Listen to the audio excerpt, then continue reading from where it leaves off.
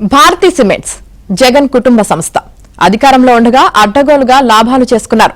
2024 ఎన్నికల ముందే 50 ఏళ్ల పాటు 752 ఎకరాల గనులు భారతీ సిమెంట్స్ కు ఇచ్చేశారు. కేంద్ర చట్టాలకు వ్యతిరేకంగా జరిగిన ఈ తతంగంపై కేంద్ర ఆదేశాల మేరకు కూటమి ప్రభుత్వం చర్యలు చేపట్టింది, నోటీసులిచ్చింది. అంతే, భారతీ సిమెంట్స్ ను తరిమేస్తున్నారంటూ జగన్ వ్యూహాత్మకంగా ముందస్తు రచ్చ మొదలుపెట్టారు.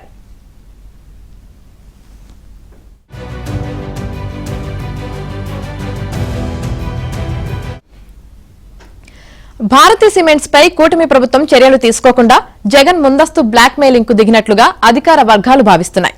వైఎస్ హయాంలో రఘురాం సిమెంట్స్ కు కడప జిల్లాలో 752 ఎకరాల్లో సున్నప్రాయి లీజులు కేటాయించారు. ఆ తర్వాత అది భారతీ సిమెంట్స్ గా మారింది. నిబంధనల ప్రకారం ప్రభుత్వంతో ఒప్పందం కుదిరినప్పటికీ మైనింగ్ లీజులను భారతీ సిమెంట్స్ కు బదలాయించేశారు. ఇక జగన్ తన హయాంలో భారతీ సిమెంట్స్ కు సున్నప్రాయి లీజులు ఏకంగా 50 ఏళ్లకు పునరుద్ధరించుకున్నారు. కేంద్ర మైనింగ్ చట్టాలకు, కోర్టు తీర్పులకు, ఇతర నిబంధనలకు విరుద్దంగా లీజుల పునరుద్ధరణ జరగడంతో కూటమి ప్రభుత్వం భారతీ సిమెంట్స్ తో పాటు మరో 2 కంపెనీలకు నోటీసులు జారీ చేసింది.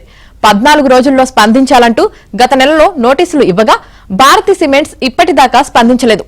నిబంధనల ప్రకారం 45 రోజులు వేచి చూసి ఈ మైనింగ్ లీజును రద్దు చేసే అధికారం రాష్ట్ర ప్రభుత్వానికి ఉంది.